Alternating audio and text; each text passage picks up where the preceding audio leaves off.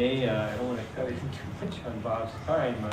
Profound professional, personal petroleum division perspectives, past and present, by Bob Stowe. Bob.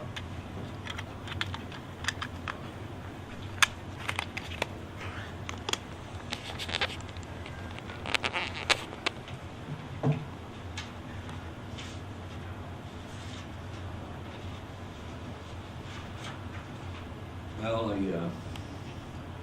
see that the end of the program has arrived, and so maybe it's time to just pack these papers and pretend that we've heard all you need to know. But I was invited to try to give a perspective on what it's been like to be a member of the Petroleum Division for quite a long time. And when I came down to try to figure it out exactly, I can't come up with an accurate number, but I don't think anybody's going to be able to argue with it. And it's been probably a third of a century or more. And between Norm and myself, he's the co-author of this paper, but I think he's already made all the remarks that I should allow him to make. So I'll get on with it, but I'm not going to guarantee anything but an anecdotal culling of recollections of half-forgotten memories and so on. And so I'm using that as a kind of a disclaimer for anything I might say from now on. I don't want to, I think that basically you ought to receive this talk, such as it is, politely, since we were invited to give it, and you should probably give us the deference that is due to grandfathers, elder statesmen, and senior storytellers. And I'm going to try not to dip into maudlin sentimentality, but maybe I can parse the talk a little bit with some humor, and hopefully, even if it's somewhat ribald, it will not offend anybody, because it's all given in the third person anyway, and it's not really my humor. So, to start with, after when I got out of graduate school, went to work for Dow Chemical in 1952, and I was billed as a catalyst chemist, so-called. You know, I mean, I had my training in Fischer-Tropsch chemistry at Brown University, and that's about the only catalysis I really knew anything about, and I didn't know very much about that either, but it seemed that, you know, being a catalyst chemist was like being a chemical engineer. You were supposed to be able to fit into any slot that they had and begin making contributions. So I was somewhat appalled to find out that I was in a group who were doing fluorinations of organic halides with anhydrous HF. And that was a totally different and unrelated field of catalysis to me. So about the first thing that I did after that was to join the Industrial and Engineering Chemistry Division, which had at that time a subdivision of fluorine chemistry, and which has since become the Division of Fluorine Chemistry. Well, around 5 years after I joined Dow, I was reassigned to do R&D in support of a new catalyst plant that was being built over in Ludington, a catalyst production plant that Dow had. And hearing the last talk, I can probably jerk a few memories at least. It was Dow Type B catalyst, which was designed during this war effort to convert butenes to butadiene and avoiding the pre-preparation of a butylene stream. We used the C4 stream, and somehow or other got into business that way with a very attractive catalyst. And this was the first production plant for it. And my interest then became more directed toward the industrial catalytic papers that frequently showed up in the preprints of the petroleum division. So,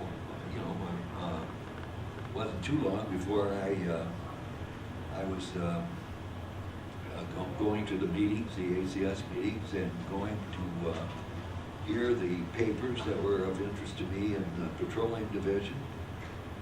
And that's one, I meant to refer back to the number of times I used the letter P in the title of the paper.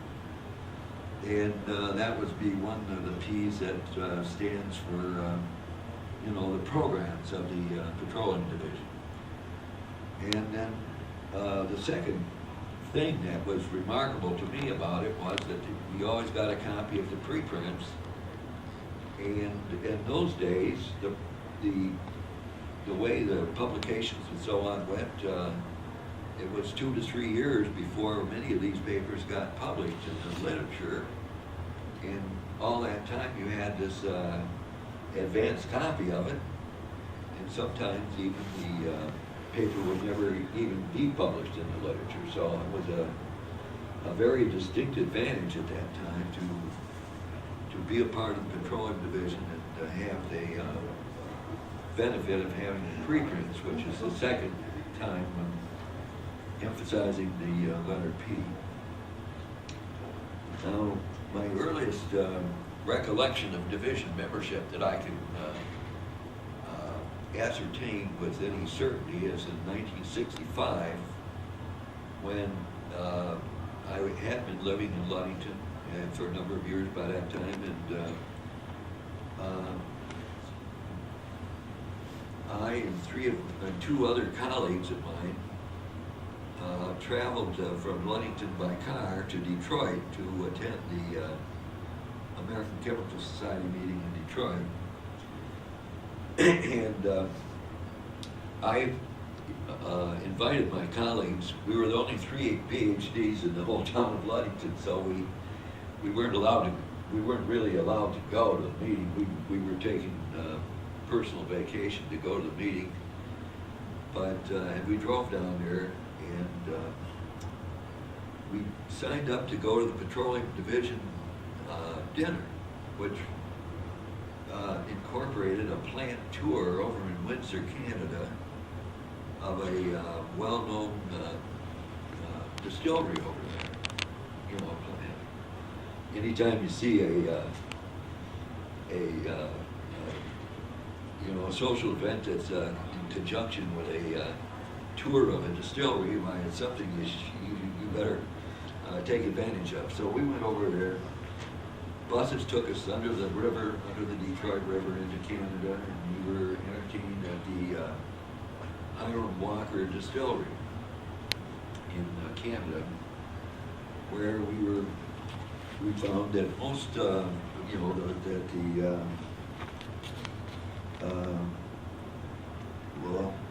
I have written down here that beer, ale, gin, vodka, and whiskey all have the same, essentially the same starting material. It's just according to what pots and pans you use for that point on, what you get.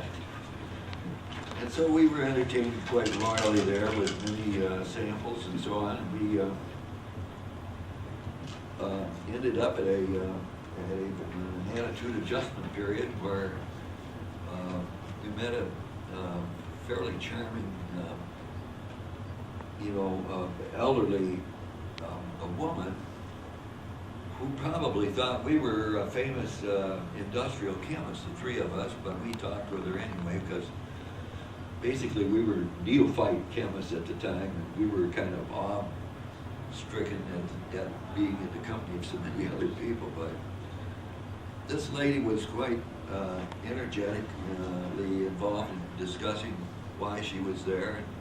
It turned out that she was from California, a high school chemistry teacher from California, who had originally lived in Detroit and combined a trip home with her desire to come to a meeting. So she'd gotten to the ACS meeting in Detroit and then decided to come to this function. And we've been talking with her for some time. She eventually excused herself and went to the ladies' room, and we talked on and met some other people. Finally, after some period of time, we realized that she hadn't come back. And so we got a hold of one of the organizers of the meeting and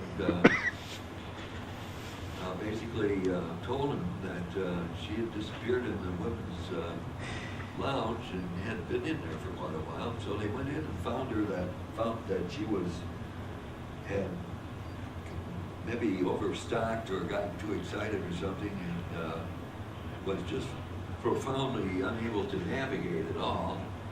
So they proceeded to, escort her outside to a cab, and one of the organizers jumped in the cab with her and took her back across the river and took her into the hotel and made sure that she got to her room okay. And I thought, when we heard that that's what had happened, we thought, well, this group of that's in the petroleum division, especially the people that organized this dinner, are, a pretty sensitive, good group to belong to. So there we have two more scores for the letter P, and one is the party and the other is the people. And now, I didn't really anticipate the venue of this talk. I was thinking more in terms of having it be the after dinner speech at the Petroleum Division dinner, probably, or something like that. But most of the rest of what I have to say has to do with that aspect of my history here, because it's the part that I can remember the most about. Maybe that's surprising, but it turns out to be true. I can remember talking in the cellar of a famous Chicago restaurant in Old Town at one night before the dinner party actually started, with Nobel Prize winner and past ACS president Glenn Seaborg is sitting talking with him privately. And, I was glad to get to know him and knew him for a number of years after that. And I also had a chance to meet other giants in the petroleum industry, including some of the people that you heard about in the last lecture. And these included Vladimir Hintzel, Paul Weiss, Alex Mills, Alex Oblat, Ellis Fields, David Mears, Edith Flanagan, and Robert Griselli, among others, and that hardly mentions any of the current ones that we all are accustomed to seeing regularly at the meetings. And I remember one particular one. As you probably know, the Petroleum Division dinner is always organized by somebody in the area where it's going to be held. And his goal is to make it as unique an experience as possible. So in this one time that I attended a meeting, I think it was in, it was in New York, and there was a cruise boat that went down the Hudson River as far as the Statue of Liberty, and then turned around and came back, and I got on the boat. Of course, there's a big attitude adjustment period during that time, and I got to talking with some gracious and understanding lady, and she listened and counseled as I was telling her of my anguish over my impending divorce. And she just sat and listened and let me talk to her, and finally, she started to make some comments. And this turned out, meanwhile, her husband was sitting there and talking with everybody else, and he just left us alone. This turned out to be Renee Lugeroff, the wife of our famous and incomparable, beloved, and recently departed Ben Lugeroff, who passed on last year. In another event that was similar to that, but I think maybe 10 or 15 years later, I was in a similar circumstance with a different wife, and I was talking to a nice lady at in the Anaheim Stadium, I think it was, where we were having the Petroleum Division dinner.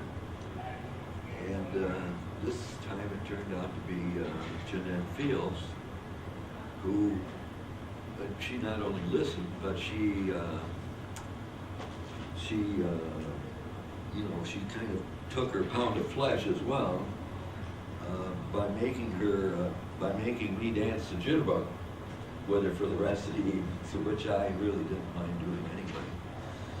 And that turned out to be the start of a long friendship with a wonderful lady. I think anybody that knows Jeanette will agree with me on that. And if she were in the audience, I would be trying to toast her. Maybe I'll get a chance in a day or so to do that. At one other Petroleum Division dinner, I can't remember where it was or exactly when, but I was sitting at a table with my old friend Ernie Illingworth, and his ever-present sidekick, Dahlia Germanis from UOP. They came to every meeting, and he was the program secretary, and I was the program secretary. He was program chairman of the Petroleum Division, and we had been co-sponsoring each other's symposium for a number of years because we were required at that time to get some level programming. So we were talking about various things. I was drinking extra dry martinis on the rocks, and he preferred to drink his straight up, but we both liked it dry. So we were talking about the merits of how to make a dry martini and what was so important and so on. And finally, Ernie said, well, he says, I live up, toward Milwaukee, and I want to tell you, there's a little German bar on the southern end of Milwaukee, and they have their dry martinis are so dry. He says that when you go to the restroom, you have to use a dustpan instead of the urinal. And so that was one of the actual things that one of the recollections I had. He was a great guy. Later became president of the division, Petroleum Division, the chairman. Another anecdote that I seldom get a chance to tell about, and so I'll try to get through it this time and without too much embellishment. But it had to do with the Petroleum Division dinner as well. In Seattle, in 1982, I was the chair of the INEC division, and I was hovering around our booth at the entrance to the symposia rooms that we had. And a little a lady came up, she had a cane. She walked with a cane, and she had a shopping bag, and one of the, like an Expo shopping bag, a paper shopping bag, and had ACS on it or something like that. And she was all out of breath, just almost in tears, and she came up and she said, "I've lost my purse." She said, all of my money, my credit cards, my checkbook, everything is in it. She says, "What? I don't know what to do." And so we talked to her a little bit, and I finally decided that, it turned out she was from New England, and I had been educated at Brown University, so I knew the accents.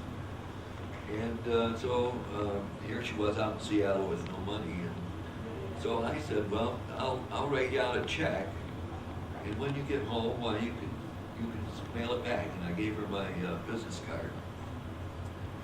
And I think it was maybe 5 or 6 years later that I was on the bus in Toronto, going to the patrol, but down to the docks. We were going to take another cruise out to some little island out around somewhere, and have dinner and cruise back again. And I was on that bus waiting to go to the docks, and a little woman with a cane piled on board sat down right next to me. I'm sitting in the front seat, and she sat down and started to talk, and she looked at my tag, and, "Oh, you're from the INEC," she said. I said, "Yeah," and she said, "You're going to the Petroleum Division dinner?" "Yeah," I said I was. She was gabbing along at me, and she said, I have a soft spot in my heart for those young men in the INEC division." She said, that she said, "One of them loaned me some money when I was out in Seattle." And I said, I said, "You never paid him back, did you?" And I just I caught on. I just remembered enough about it at that time to realize it was the same woman. I hadn't really recognized her before. And her face, her jaw dropped right down into her lap. And then she started to laugh, and she pulled out her checkbook and wrote me the check in the exact amount that she had borrowed 5 or 6 years earlier. So that was a connection. And then I guess one final anecdote was especially memorable to me. It happened at a fairly recent Petroleum Division dinner where in New Orleans, where my second oldest son, who worked at Dow in Freeport, had been, he had come over to New Orleans to deliver a paper on air modeling, which was what he was doing in Freeport. And he gave this paper in the Division of Chemical Technicians, which was just nicely getting started at that time. And he got there in the afternoon, and so of this day that the Petroleum Division dinner was taking place, so I invited him to the dinner with me, and I introduced him all around to all of my friends. Bert Davis here, and all of the people that were there. I think there were at least 5 past presidents of the ACS at that meeting, and it also included the board chairman at that time. So I was very proud of my kid. He was taller than I was. He had gotten a haircut. He had a brand new suit. He was all spruced up, and I was really proud of him. And but he was just gotten over giving his first paper at a meeting like that. And, he had a fair amount of tension left in him. So he was trying to get collected, and I was giving plenty of things to talk about. We finally sat down at a table with Alan Nixon, and Eduardo Wolf sat directly across from me.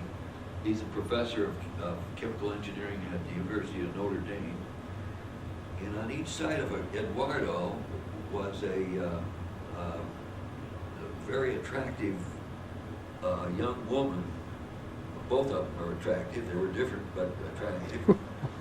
And their young husband sat on the outside of that. And then my son was sitting at my right. And it turned out that the four people that were with Eduardo were from France. Well, I think that's where he was from originally. And they were his guests at the dinner. And the two men spoke English, rather well. They understood it quite well, and they also could converse in English. But their wives were dependent on Eduardo and their husbands for translation. And so we were all introduced around, and finally the cocktail waitress came, and my son, who normally, when he's sitting down anyway, drinks a jigger of 90 proof bourbon whiskey and a glass of Coke, a drink that in that part of Texas where he comes from is called a John Wayne. So he ordered a John Wayne, and one of these women from France heard that name, and she started talking to Eduardo, and he translated and said that the woman had heard John Wayne mentioned, and she wanted to hear a John Wayne story. And so my son said, well, and he kind of just laughed a little bit, and he says, I know a John Wayne story, but I don't know if I should tell it in a mixed group, a mixed company. And so they translated that back, and everybody agreed that it would be okay. So he told the following story, and it was about a man who was stationed in the Dow's plant in Louisiana at Baton Rouge, and was being transferred up to Midland, Texas. Well, Midland, Texas is not anything like Midland, Michigan, but I think it might be near Border somewhere. I don't know if it is or not. Is that right or not? But anyway, you have to go through some really extravagant country to get to it if you're traveling by car.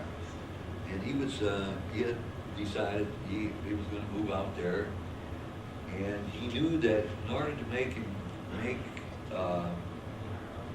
his way when he got there, that he would have to adopt a more positive Texan approach to things. So he's trying to build up his perception of being a tougher person than he really was. So he still had quite a long ways to go, but he was out in the boondocks of Texas somewhere, and he decided to stop and stay overnight.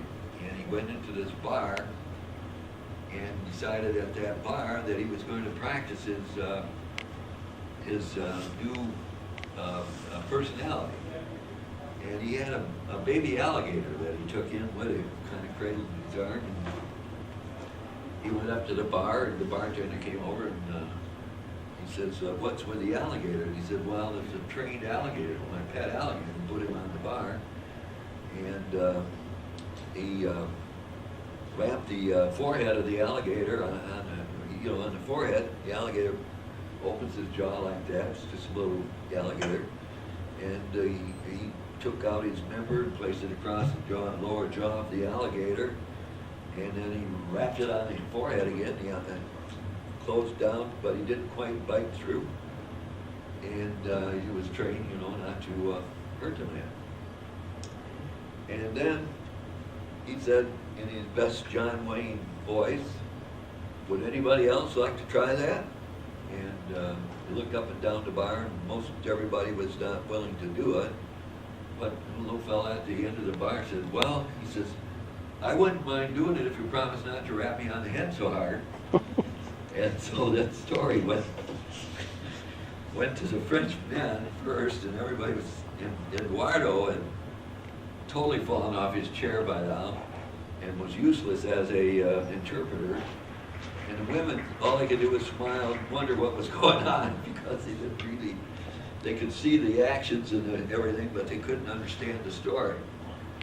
And so, but they did hear the John Wayne part of it. And so then the men, their husbands started to retell the story in French to the women.